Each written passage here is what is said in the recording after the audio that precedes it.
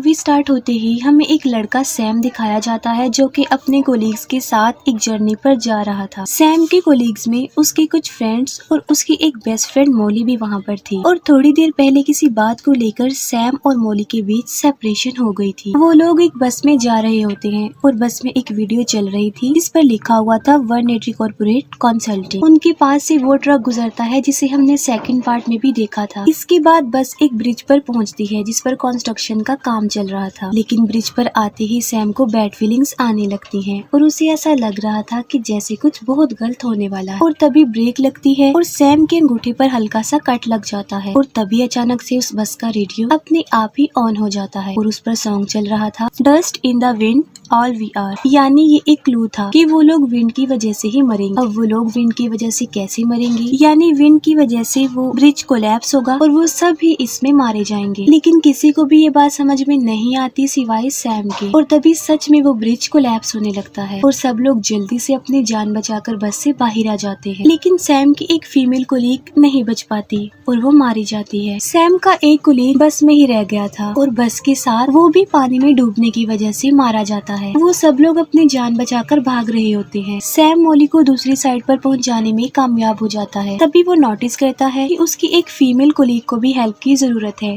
और वो उसकी हेल्प करता है। लेकिन उस फीमेल कोलीग को ग्लासेस के बगैर ठीक से नजर नहीं आ रहा था और वो ब्रिज से पानी में गिर जाती है, लेकिन अभी भी वो जिंदा होती है। और तभी एक कार उसके ऊपर आकर गिरती है जिससे वो फौरन मारी जाती है। तब उनका बॉस और नेथन भी भाग रहे होते हैं। तभी एक वायर नेथन को उड़ाकर अपने साथ ही ले जाती है और उनका बॉस एक ब्रिज से लटका हुआ था, लेकिन तभी उसके ऊपर कोल टार गिरता है और वो भी मारा जाता है। एक ही लम्हे में वो पूरा ब्रिज डिस्ट्रॉय हो गया था। सैम और पीटर एक रेलिंग पर लटके हुए थे और ऊपर चढ़ने की कोशिश कर रहे। तभी एक ट्रक ब्रिज के बिल्कुल कॉर्नर पर आ जाता है और उसमें से बहुत सारे सरिये निकल कर पीटर के आर पार हो जाते। सैम जो कि अभी जिंदा था और ऊपर चढ़ रहा होता है, लेकिन यहाँ पर वो भी नहीं बच पाता और एक बहुत बुरे तरीके से उसकी मौत हो जाती है। और तभी सैम की आंख खुल जाती है और वो काफी शॉक्ड हो जाता है और काफी डरा हुआ होता है कि आखिर ये उसने क्या देख लिया है। और तभी ब्रेक लगती है और उसके अंगूठे पर कट लग जाता है और तभी अचानक से बस का रेडियो सच में ऑन हो जाता है और उस पर सेम सॉन्ग ही लगा हुआ था। अब तक उसे रियलाइज हो चुका था कि उसने फ्यूचर देख लिया है, जिसकी वजह से वो काफी घबरा जाता है और चिल्लाने लगता है कि ये ब्रिज टूटने वाला है, लेकिन कोई भी उसकी बात पर बिलीव करने को तैयार नहीं था। तब सैम अपनी बेस्ट फ्रेंड मोली को लेकर बस से नीचे उतर जाता है और उसके साथ सब लोगों को उतरना पड़ता है। और जैसे ही वो बस से उतरते हैं सैम की कही हुई बात सच हो जाती है, यानी वो ब्रिज टूटने लगता है। लेकिन सैम की वजह से वो सब लोग सेफ हो गए थे और वो लोग अपनी आंखों से उस ब्रिज को कोलैप्स होता देख रहे थे। उन सब लोगों को सैम से डर लग रहा था और उनके जहन में बहुत सारे सवाल उठ रहे क्योंकि उसने फ्यूचर जो बता दिया था और इसीलिए एक एजेंट सैम को इन्वेस्टिगेशन के लिए ले जाता है और उसे सैम पर पूरा डाउट था कि सैम कोई टेररिस्ट है। लेकिन उसके पास सैम के खिलाफ कोई सबूत नहीं था तो वो कुछ भी नहीं कर सकता था और ब्रिज के कोलैप्स होने की रीजन हाई विंड ही बताई जाती है। अब क्योंकि इसमें सैम का कोई कसूर नहीं था तो उसे छोड़ दिया जाता है। वो लोग बाकी वर्कर्स के मेमोरियल पर जाते हैं और वहाँ पर उन्हें विलियम मिलता है और वो उन लोगों को कहता है कि डेथ को चीटिंग करना बिल्कुल भी पसंद नहीं है। सैम एक शेफ भी था और जिस रेस्टोरेंट में वो काम करता था उस ब्रांच को एक पेरिस वाली ब्रांच में शिफ्ट करने का कह रहे थे। और सैम और मोली की सेपरेशन भी इसी वजह से हुई थी क्योंकि मोली नहीं चाहती थी कि सैम पेरिस जाए। दूसरी तरफ पीटर की फ्रेंड अपनी डेली जिम प्रैक्टिस कर रही और पीटर ऑडियंस में बैठा हुआ उसे देख रहा था। पीटर की फ्रेंड अपने इस प्रैक्टिस को किसी गेम की तरह ही एंजॉय करती थी और काफी अरसे से वो ये प्रैक्टिस करती भी आ रही थी। प्रैक्टिस के दौरान चेन रिएक्शन लेते हुए वो लड़की ऊपर से काफी जोर से नीचे गिरती है जिससे उसकी स्पाइन टूट जाती है और बहुत ही बुरे तरीके से उसकी मौत हो जाती है। ये सब कुछ पीटर की आंखों के सामने हो रहा था जिसकी वजह से वो शॉक्ड हो जाता है। नेक्स्ट डे वो सब ऑफिस में होते हैं लेकिन अपनी कोलीग की डेथ की वजह से वो काम नहीं कर रहे थे। पीटर जो कि अपने ऑफिस में होता है और काफी सैड होता है अपनी फ्रेंड की डेथ की वजह से। वो सब लोग ड्रिंक कर रहे थे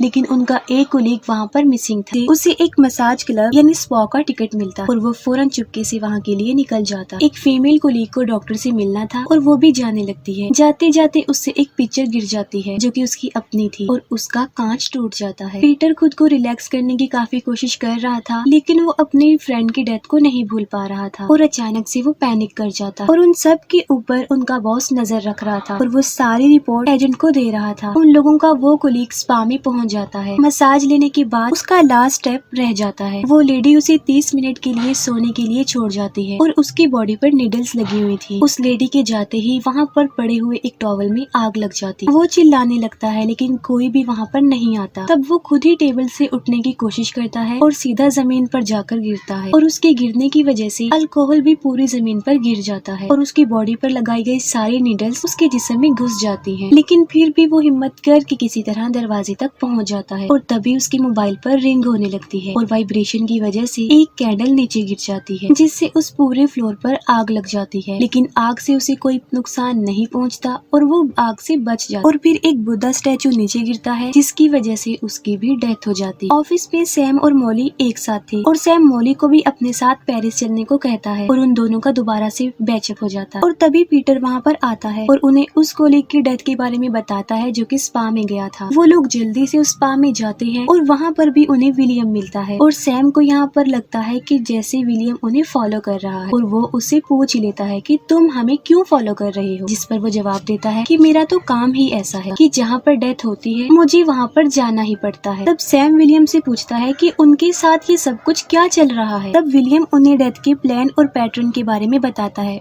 और वो सारा कुछ बता देता है जो हम पिछले 4 पार्ट्स में देखते आए हैं। अब वो लोग सारी बात समझ गए थे लेकिन एक बात वो बहुत अच्छे से ही एक्स्ट्रा समझ गए थे और वो ये थी कि अगर वो किसी को अपनी जगह पर मार देंगे तो उनकी जगह पर वो मर जाएगा, यानी डेथ की लिस्ट में अब वो पर्सन चला जाएगा जिससे मरने वाले की लाइफ उन्हें मिल जाएगी और उनकी लाइफ जो कि ऑलरेडी खत्म ही हो गई है वो उसके पास चली जाएगी जो मर गया है। लेकिन खुद को सेव करने के लिए दूसरे की जिंदगी को सैक्रिफाइस करना कोई अच्छी बात नहीं। सैम उन्हें बताता है कि सब लोग मर जाएंगे लेकिन मॉली नहीं मरेगी क्योंकि वो ब्रिज कोलैप्स में बच गई थी। ये सुनकर पीटर के तेवर बदल जाते हैं। वो कहता है कि ऐसा क्यों होगा कि उसकी फ्रेंड तो मर और मॉली नहीं मरेगी और वो गुस्से में वहाँ से चला जाता। अब उन सब सर्वाइवर्स को डेथ के पैटर्न के बारे में पता चल गया था और जिसे नहीं पता था वो उनकी वही फीमेल कोलीग थी जो डॉक्टर के पास गई थी और वो लोग अब उसके पास उसे ये सब कुछ बताने के लिए जाते हैं। और उनकी वो कोलीग अपनी आंखों का लेजर ट्रीटमेंट करवा रही थी क्योंकि उसे ठीक से नजर नहीं आता था। डॉक्टर ने सब कुछ सेटअप किया हुआ था। अब क्योंकि वो लड़की काफी पैनिक थी जिसकी वजह से उसने हाथ में एक टेडी बियर लिया हुआ था और वो उसे प्रेस कर रही थी और उस टेडी बियर की एक आंख निकलकर फ्लोर पर गिर जाती है। डॉक्टर उसका ट्रीटमेंट करने ही लगता है कि तब उसे रियलाइज होता है कि उसके पास जो फाइल है वो कंप्लीट नहीं है और वो उसे ऐसे ही सेटअप में छोड़कर उस फाइल को लेने के लिए चला जाता है। और डॉक्टर के वहाँ से जाते ही उस मशीन में शॉर्ट सर्किट होने लगता है जिसकी वजह से उस लेजर की पावर बढ़ने लगती है और वो आहिस्ता आहिस्ता बढ़ती ही जा रही थी और उसके साथ साथ उस लड़की की घबराहट भी बढ़ रही थी। वो उस लेजर को उसके रिमोट से बंद करने की कोशिश करती है लेकिन हाथ लगने की वजह से वो रिमोट नीचे गिर जाता है और उसका स्टार्ट बटन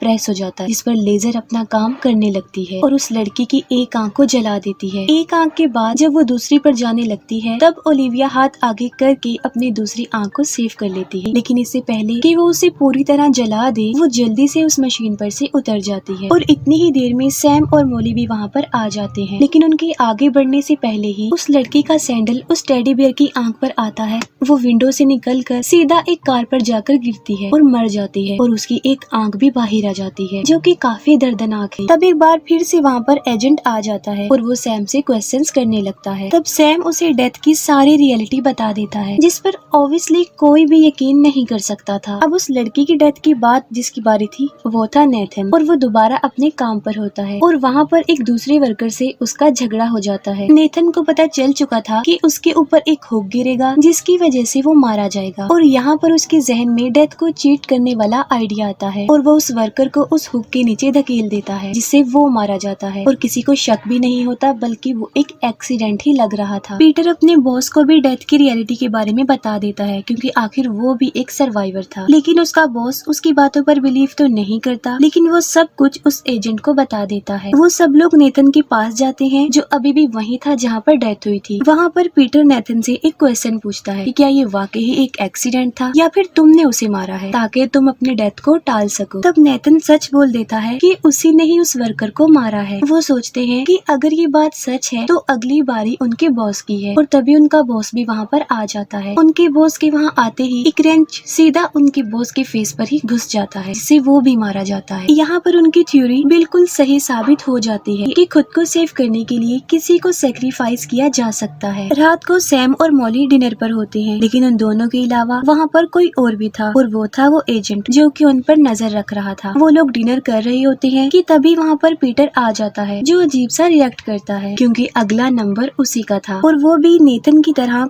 किसी को सेक्रीफाइस करके अपनी लाइफ को सेव करना चाहता था, लेकिन उसे कोई विक्टिम नहीं मिला था। अब क्योंकि सैम ने कह दिया था कि मॉली नहीं मरी, तो मॉली से अच्छा शिकार उसके पास और कोई नहीं था और मॉली को मारने के लिए वो अपने साथ एक गन भी लाया होता है। वो उस गन से मॉली को शूट करने ही वाला होता है कि सैम उसे बचा लेता है। गन की आवाज सुनकर एजेंट भी अंदर आ जाता है। सैम और मॉली पीटर से बचकर किचन में चले जाते हैं और पीटर उनके पीछे वहाँ पर भी पहुँच जाता है। पीटर सैम पर अटैक करके उसे बेहोश कर देता है और मॉली को ढूंढने लगता है। पीटर सैम को इसलिए नहीं मारता क्योंकि उसे मारने का उसे कोई फायदा नहीं था क्योंकि अगला नंबर सैम का ही था और वो भी मरने वाला है। मॉली इस पीटर से बचकर छुपी हुई थी और तभी वहाँ पर वो एजेंट भी आ जाता है। पीटर कोई सोचने का मौका ही नहीं देता और वो उस एजेंट को भी मार डालता। अब पीटर बच सकता था क्योंकि उसने एजेंट को जो मार दिया था, लेकिन वो फिर भी मॉली को मारना चाहता था। वो क्यों? क्योंकि अपनी फ्रेंड की डेथ की वजह से। लेकिन इससे पहले कि वो मॉली को मार सकता, सैम उसे ही जान से मार डालता है। यहाँ पर समझने वाली बात ये है कि पीटर के पास एजेंट की लाइफ थी। अब क्योंकि पीटर को तो सैम ने मार दिया है, तो अब एजेंट की